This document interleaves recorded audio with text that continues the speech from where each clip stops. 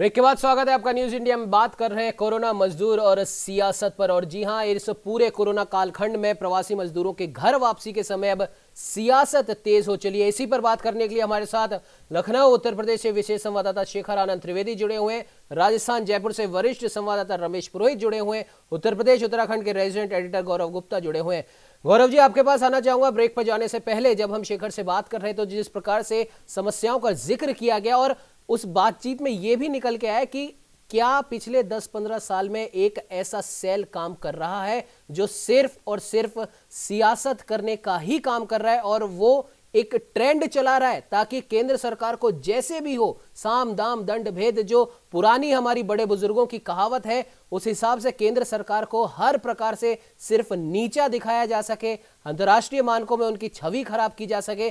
क्योंकि और ऐसे सिलसिले अक्सर हमें, अगर हम पूरे भारतवर्ष की बात करें तो सिर्फ नॉर्थ साइड में, यानी कि जहां पर हमारे गृह राज्य है जैसे राजस्थान, उत्तर प्रदेश, उत्तराखंड, राजधानी दिल्ली, इस जगह ज्यादा दिखाई देते हैं। क्योंकि मजदूर, जैसे कि शेखर ने भी बताया था, पूरे भारतवर्ष में अपने अपने गृह राज्यों की तरफ लौट रहे हैं, लेकिन घटनाएं सिर्फ उत्तर प्रदेश, राजस्थान, उत्तराखंड, मध्य प्रदेश, महाराष्ट्र, इन्हीं जगहों से सामने आ रही है। और जो मदद जो कर रहे हैं, अगर हम साउथ की बात करें, आंध्र प्रदेश की चीफ सेक्रेटरी हैं नीलिमा साहनी जी, जो कि मुख्य, कल की घटना है गौरव जी, आपको मैं बताऊं, कल की ये घटना है।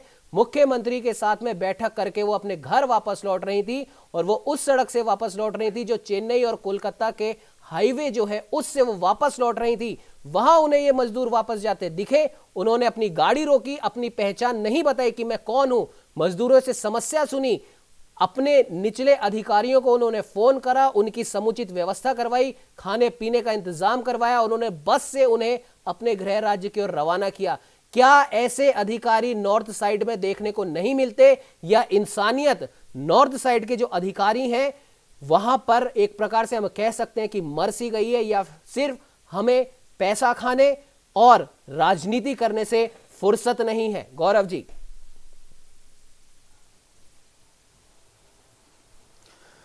बिल्कुल सही उदाहरण है और कई उदाहरण देश में ऐसे हैं जिन्होंने राजनीति से इतर हमेशा मानवता को पेश किया है। और मौजूदा समय में कई बार हम गोवा के मुख्यमंत्री का भी उदाहरण देखते थे। जब वो गोवा के मुख्यमंत्री थे, स्कूटर से चलते थे। एक ऐसे मुख्यमंत्री रहे हैं जो साइकिल से चलते थे। उमंग, ये सबसे बड़ी बात है कि हमारे देश ने पिछले कुछ सालों में चीज़ों को फिक्स करना सीखा है। मीडिया का भी यूज़, जिस तरीके से पहले मीडिया पर भी आरोप लगता था कि बड़े घरानों की कुछ मीडिया सरकार के पक्ष में बात करती है, मगर अब व्यक्तिगत तरीके से झुकाव अलग अलग राजनीतिक नेताओं के प्रति मीडिया का देखने को मिलता है। तो ये भी एक फिक्सिंग का ही पार्ट है। इसके अलावा अगर नेताओं की अगर बात करें तो नेताओं का भी ये देखने को मिलता है कि वो मीडिया के लिए कुछ चीजें करते हैं। कई बार हमने देखा है कि बड़े बड़े ऐसे दावे जो मानवता की मिसाल की जाती है और बस जब कैमरों की फ्लैश ऑन होती है उतनी देर की जाती है और उसके बाद फिर वो नेता अपने रूप में आ जाते हैं। अभी ताजा एक अपडेट है उमंग की, जो राहुल गांधी अभी लाइव वीडियो कॉन्फ्रेंसिंग की है कुछ पत्रकारों के साथ भी और लोगों के साथ भी, और उन्होंने मोदी से अपील की है और हमारे विषय से जुड़ाई है कि मजदूरों को लेकर उन्होंने मोदी से अपील की है और उन्होंने कहा है कि अब न्याय जैसी मुहिम को चलाने की जरूरत है और इस समय साहूकार जैसे रोल में ना आए केंद्र सरकार, बल्कि मजदूरों के साथ खड़ी हो। उमंग, बड़ी तरीके से दावा किया गया है और अपील की है राहुल गांधी ने कि मजदूरों के अकाउंट में सीधा पैसा आए। हालांकि अभी हम पूर्व में देख चुके हैं कि कुछ पैसा मजदूरों को सीधे अकाउंट में या जनधन के खातों में दिया गया था। ऐसे समय में अब कांग्रेस ने एक बड़ी मांग देश में की है,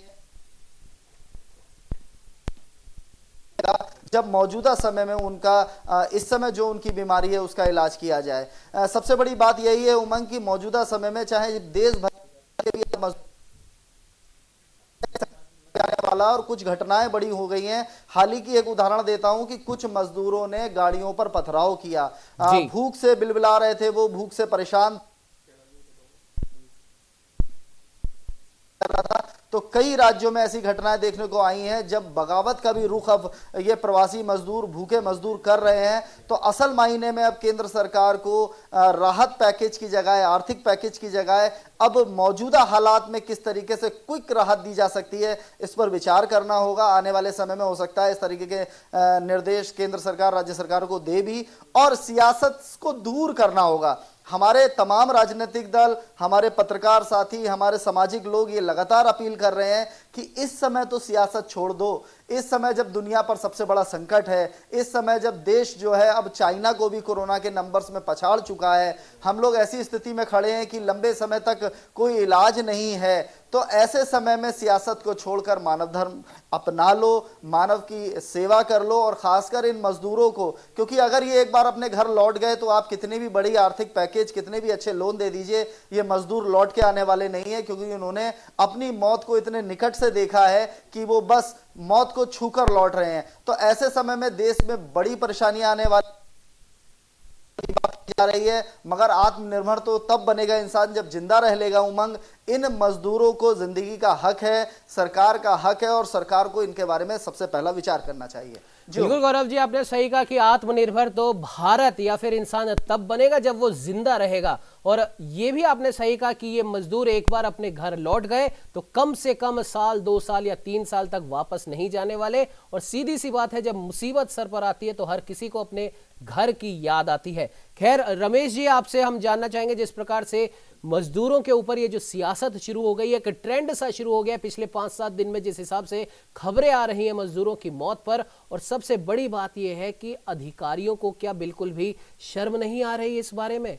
क्योंकि अगर हम, जैसा कि मैंने उदाहरण भी दिया साउथ का, आंध्र प्रदेश की चीफ सेक्रेटरी नीलिमा साहनी जी का, इंसानियत वो होती है, उन्होंने मुख्यमंत्री तक भी ये बात नहीं पहुंचने दी, उन्होंने अपनी पहचान भी नहीं बताई, लेकिन उसके बाद भी जो मजदूर वहां पर सड़क पर उन्हें मिले, उन्हें सुरक्षित समुचित खाने पीने की व्यवस्था करवाई और उन्हें अपने गृह राज्य की ओर जाने वाली बस तक उन्होंने पहुंचवाया। और हमारे यहाँ की अगर बात कर ले तो हमारे यहाँ चल रही है तो सिर्फ बयानबाजी, चल रही है तो सिर्फ सियासत। अधिकारी एक दूसरे के ऊपर टालम टोल कर रहे हैं और सियासतदान जो है वो सिर्फ और सिर्फ निर्देश दे रहे हैं, फटकार लगा रहे हैं। क्या आपको नहीं लगता कि ऐसे अधिकारियों को तुरंत चिन्हित की जाए, उनकी जिम्मेदारी तय की जाए और उनके ऊपर सख्त से सख्त एक्शन लिए जाए, ताकि कम से कम जिस काम के लिए वो नियुक्त किए गए हैं वो काम तो करें कम से कम? रमेश जी।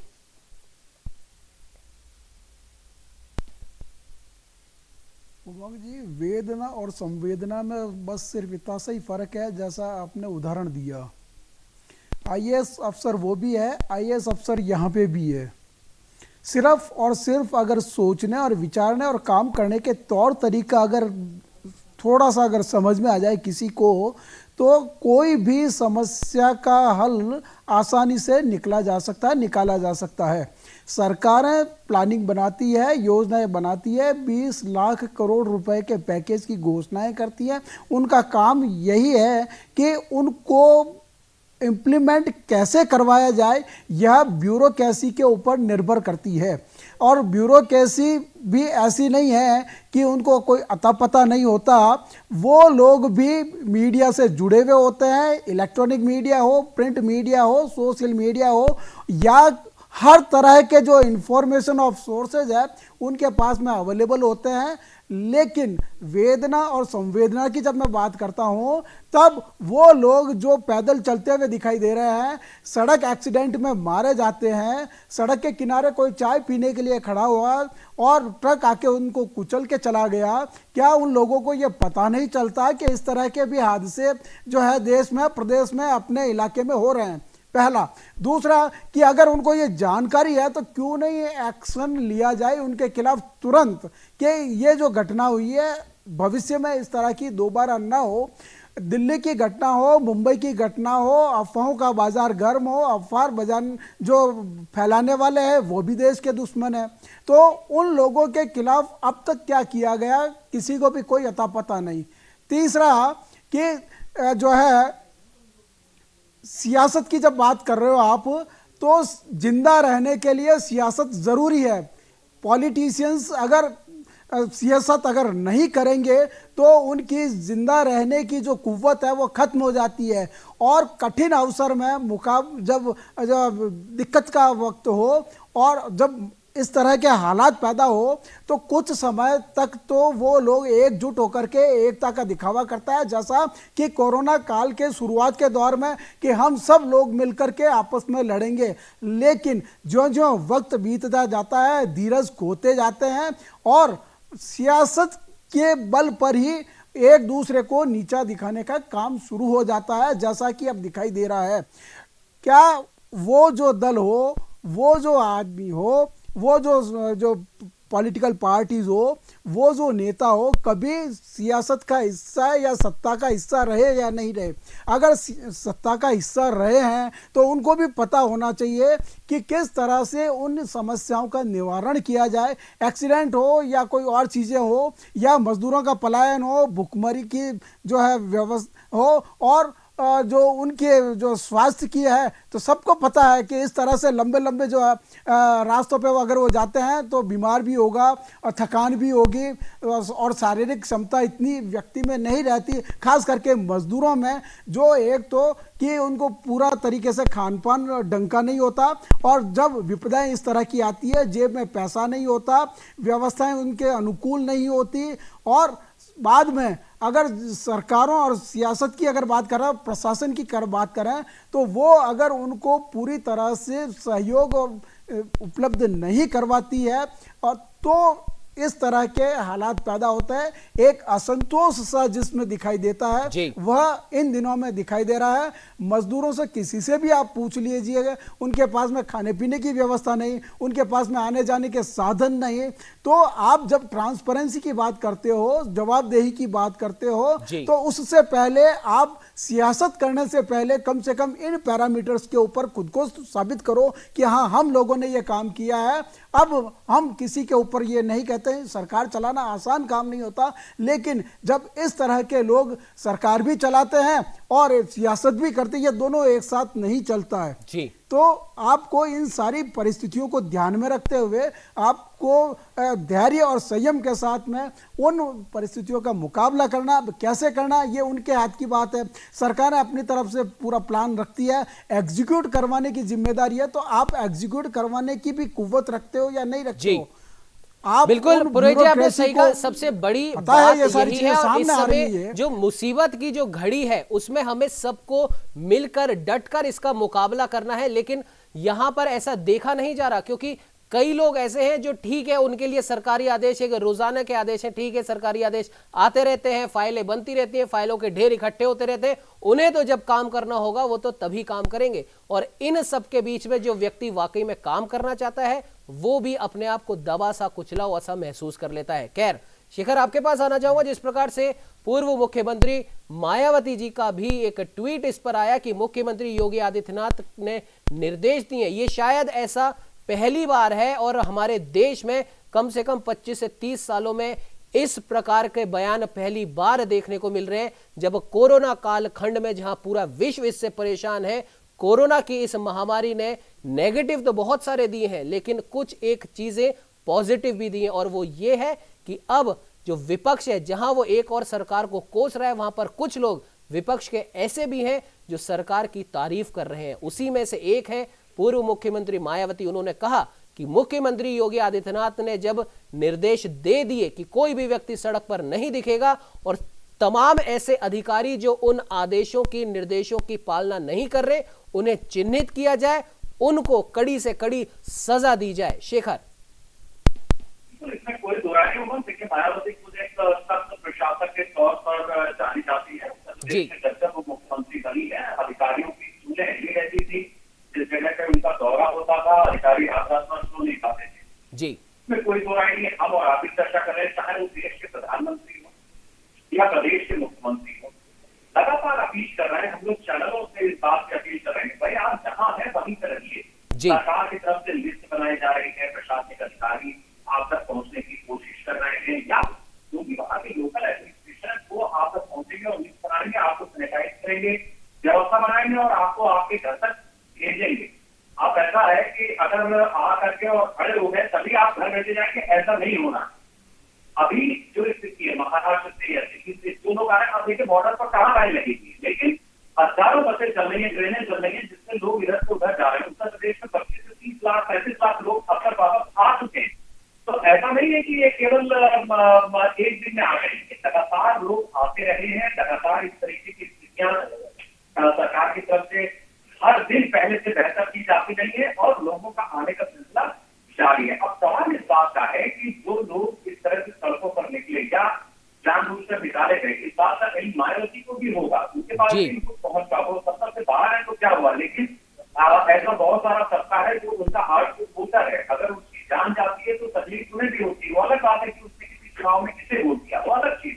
जान किसी की भी हो, किसी भी पार्टी का वोटर हो, जान बहुत बड़ी चीज होती है। देश का नागरिक जान बहुत बड़ी जाती है तो तकलीफ सबको होती है, लेकिन कुछ लोग ऐसी राजनीति भी करते हैं जो इन्हीं बातों पर अपनी राजनीतिक नीतियां देखते हैं और उसके बाद समय आने पर उन चीजों को भुनाते हैं। कोई पार्टी इससे अच्छी नहीं है, लेकिन जिस तरीके की स्थिति इस समय देश के भीतर है, पूरा देश एक पूरी दुनिया एक क्रांति से गुजर रही है, उसमें जिस तरीके की स्थितियां पैदा की जा रही है और खासतौर पर उत्तर प्रदेश में हम देखने को पा रहे हैं, वो अपने आप में निहायत चिंताजनक स्थिति है।